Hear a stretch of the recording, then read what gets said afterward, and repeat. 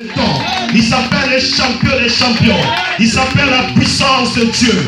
Il s'appelle l'onction de Dieu. Il s'appelle la guérison de Dieu. Il s'appelle la délivrance de Dieu. Et ce matin, c'est lui qui va opérer. Ce matin, c'est lui qui va te toucher. Est-ce que tu peux l'acclamer très fort?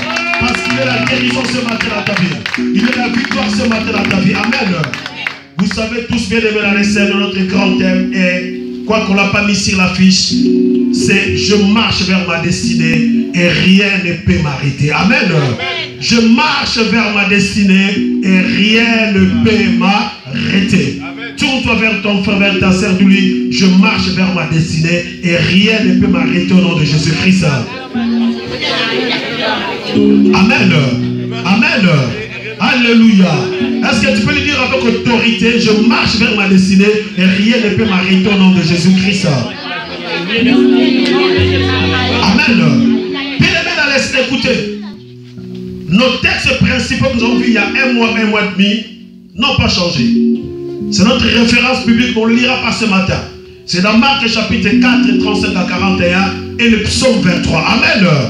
Je marche vers ma destinée et rien ne peut m'arrêter. Souvenez-vous bien aimés dans le Seigneur. La Bible déclare que ce jour-là, après avoir prêché l'évangile, renvoyé la foule, Jésus-Christ va prendre place dans la barque avec ses disciples. Amen. Jésus-Christ va prendre place dans la barque avec ses disciples. Jésus-Christ monte dans la barque avec ses disciples. Il leur dit, traversons de l'autre côté. Amen. Il leur dit, passons de l'autre côté. Alléluia. Il dit à ses disciples, passons de l'autre côté. Alléluia. Traversons. Et cette année 2015, nous sommes en train de traverser. Alléluia. Nous sommes en train de traverser l'année 2015. Bientôt, ça arrive à la fin. Amen. Est-ce que tu peux dire à ton frère, ta soeur, je suis en train de traverser? Non, il est en retard. Dis-lui, je suis en train de traverser. Amen. Christ dit, traversons de l'autre côté. Passons de l'autre côté. Et il va s'embarquer dans la barque avec ses disciples. Alléluia. Il va s'embarquer dans la barque avec ses disciples. Amen. Et pendant la traversée, la Bible dit, le tourbillon va s'élever. La tempête va s'élever. Pendant que Christ dormait dans la poupe, dans la partie inférieure du bateau. La Bible dit pendant la traversée. Et pourtant Jésus-Christ avait déjà parlé, traversons de l'autre côté. Amen. Traversons de l'autre côté. Alléluia. Et pendant la traversée, les tourbillons vont s'élever. La tempête va s'élever. Les disciples vont avoir peur. Ils ont oublié ce que Jésus-Christ avait dit. Alléluia. Ils ont oublié ce que Christ avait dit. Traversons de l'autre côté. Laisse-moi te dire de là où tu viens. Du côté où tu viens, tu as laissé les échecs. Alléluia. Du côté où tu viens, tu as laissé le blocage. Du côté d'où tu viens, tu as laissé la maladie. Du côté d'où tu viens, tu as laissé les échecs. Alléluia, les défaites. Amen. Alléluia. Est-ce que tu peux acclamer Jésus? Est-ce que tu peux acclamer Jésus? Est-ce que tu me comprends, mon frère, ma soeur? Du côté d'où tu viens, tu as laissé les échecs. Amen. Est-ce que tu comprends? Du côté d'où tu viens, tu as laissé le blocage. Du côté d'où tu viens, tu as laissé le célibat. Du côté d'où tu viens, tu as laissé la maladie. Alléluia. Et tu es en train de traverser pour marcher vers ta destinée. Amen. Et ce matin, Dieu te dit, tu marches vers ta destinée et rien ne peut t'arrêter. Alléluia. Tu marches vers ta destinée et rien ne peut t'arrêter. Ce matin, je t'assure, mon frère, tu arriveras à ta destinée. Amen. Je dis à mon frère, tu arriveras à ta destinée. Rien ne pourra t'arrêter. Dis à ton frère et à ta soeur, je vais arriver à ma destinée au nom de Jésus-Christ. Amen. Tu vas arriver à ta destinée au nom de Jésus-Christ. Et pendant la traversée, le tourbillon va s'élever. Les disciples vont commencer à avoir peur. Ils vont commencer à crier. Seigneur Jésus, réveille-toi. Réveille-toi, ne t'inquiète pas qu'on est en train de périr. On est en train de mourir. Alléluia. Ils ont oublié ce que Jésus-Christ avait dit. Il leur a dit, traversons de l'autre côté.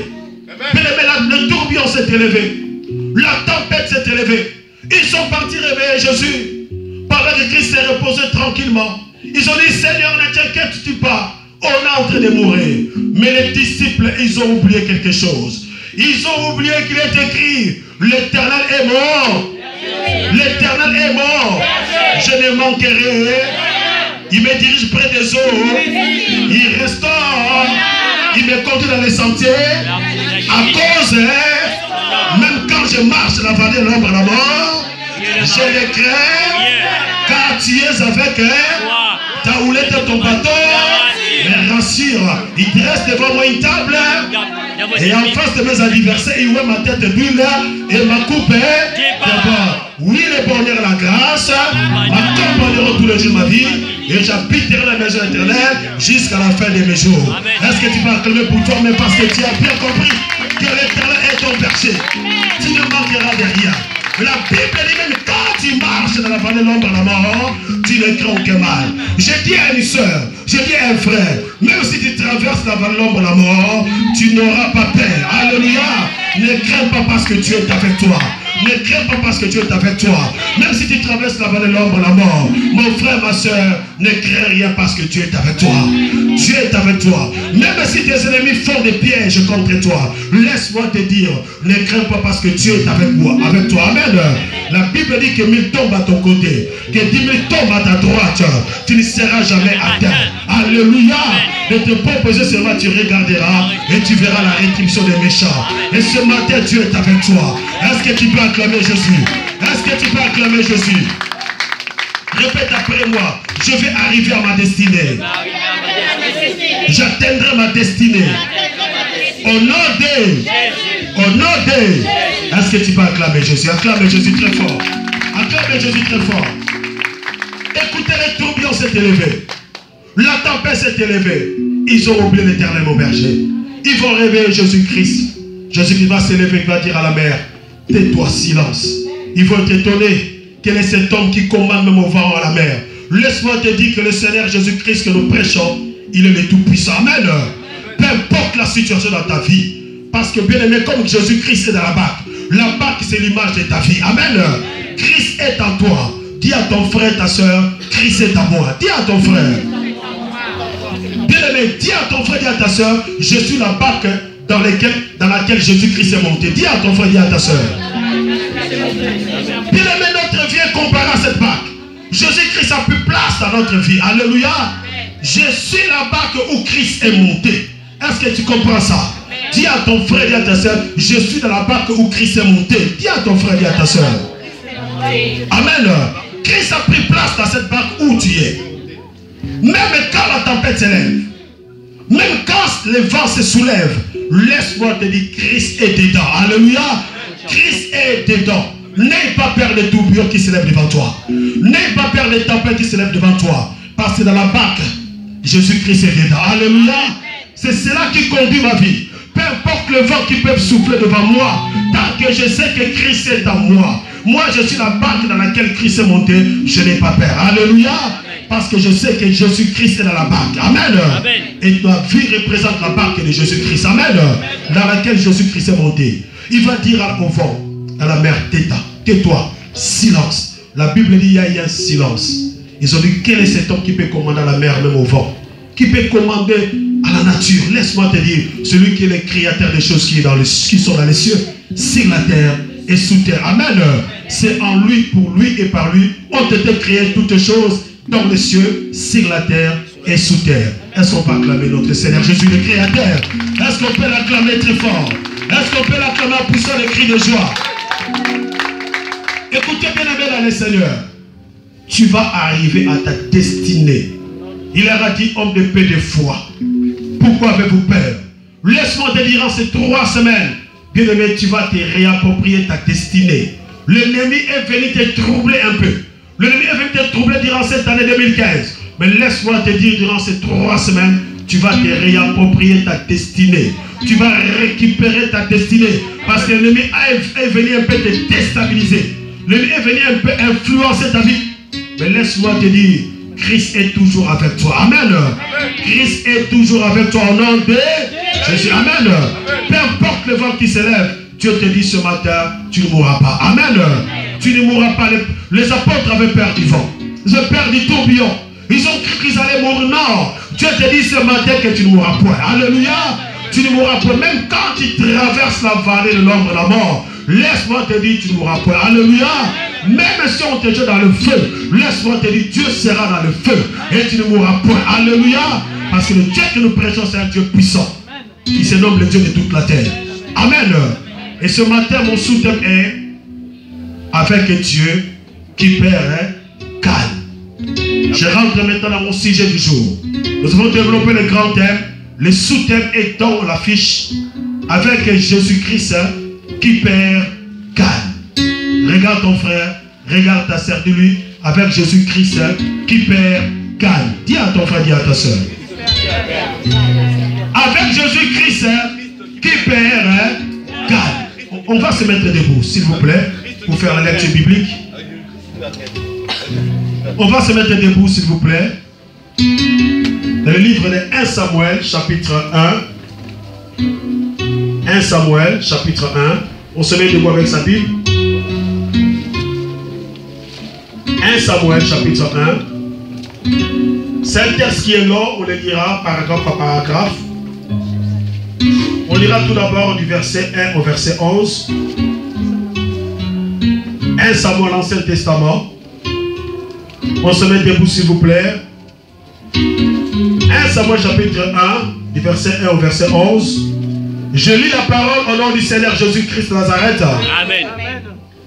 Il y avait un homme de Ramatam, Sophie, de la montagne d'Ephraïm, nommé Elkana, fils de Joram, fils de Liou, fils de Tohu, fils de Touf et Phrasia. Il avait deux femmes dont l'une s'appelait Anne et l'autre s'appelait Pénina. Pénina avait des enfants, mais Anne n'en avait point. Chaque année, cet homme montait de sa ville à Silo pour adorer l'Éternel, des armées et pour lui offrir des sacrifices.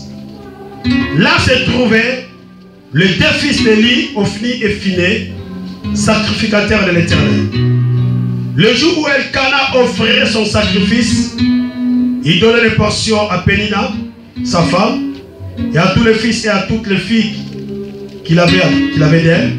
Mais il donnait à Anne une portion double, car il aimait Anne que l'Éternel avait rendue stérile. Ça arriva à lui prodiguer des mortifications pour la porter à s'irriter de ce que l'Éternel avait rendu stérile. Et toutes les années, il en était ainsi. Chaque qu'Anne montait à la maison de l'Éternel, Pénina la mortifiait de la même manière, alors elle pleurait et ne mangeait point. Elkana, son mari, lui disait: Anne, pourquoi pleures-tu? Et ne manges-tu pas? Pourquoi ton cœur est-il attristé? Est-ce que je ne vaux pas pour toi mieux que 10 fils? Anne s'éleva après qu'on ait mangé et bu à Silo.